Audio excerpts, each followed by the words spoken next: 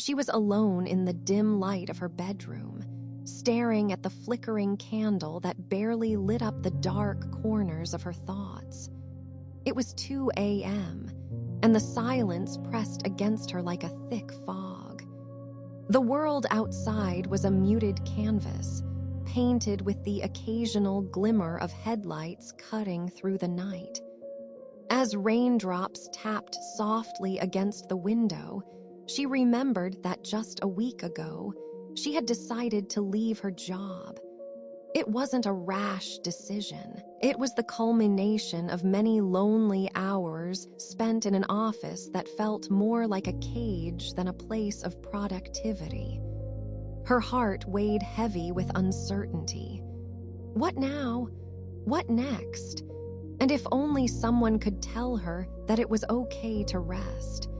But the world outside was still moving, bustling even. She could hear the distant sound of a taxi gliding through the slick streets. That taxi, empty and waiting for a passenger, its time, like hers, stood still in the dark. Then, unexpectedly, her phone buzzed, cutting through the silence. A text from a number she didn't recognize. "Are you awake?" it read. The time stamp showed 2:01 a.m. She hesitated, anxiety bubbling up inside like a storm, but she replied, "Yes, I can't sleep." Almost immediately, the reply came back. "I'm feeling restless too, just wanted to reach out." Sometimes it helps to know someone else is awake in the dark. A wave of warmth flooded her heart. Was this strange kindness really happening? Was she no longer alone in her solitude? Through the night, they spoke, a back and forth that became a lifeline. They shared snippets of their lives. He was a taxi driver who had just finished a late shift, navigating empty streets, and she was a lost soul searching for meaning. It was raw and real, an unexpected bond formed through honest words. She smiled slightly, realizing how this connection was blossoming in the loneliness of night. At one point, he sent her a photo of his dashboard, the glow from the meter illuminating a small stuffed bear, a faded memory of a passenger who left it behind. He texted, "I keep it for good luck.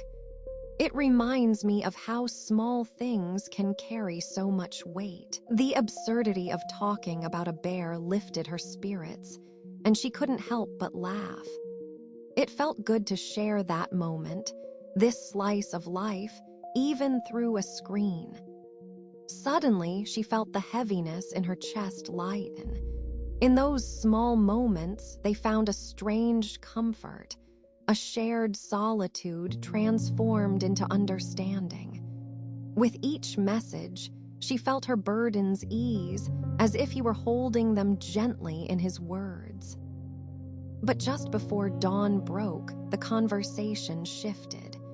He confessed he sometimes felt invisible beneath the city's bright lights, that even amidst the hum of life, loneliness seeped in like a shadow. It was a moment of vulnerability, and she recognized that in his honesty, he mirrored her own struggles. She replied softly, "It's okay to feel this way. You're more than just a driver, you bring warmth to the night." Then, the connection felt deeper. It became about more than just sharing breaths in the night. It was about understanding the heart's rhythms. The emptiness didn't seem as crippling anymore. He told her he would drive for a few more hours, now with a purpose, someone to reach out to. The rain continued to fall, softly wrapping them in a cocoon of quietude. As gray hues began to seep into the night, their conversation waned. They shared their goodbyes as dawn's light cast gentle rays across their worlds, leaving whispers of hope lingering. The rest of the day unfolded in silence, with her heart still warmed by that brief connection. She would never know his name, but for one night they had validated each other's struggles, a fleeting solace in a vast world. And as she finally drifted into a peaceful sleep, she realized it was okay to rest, to let someone else in, even if just for a moment. Sometimes, just knowing someone shares the darkness with you is enough to lighten the load, even as the rain continues to fall outside.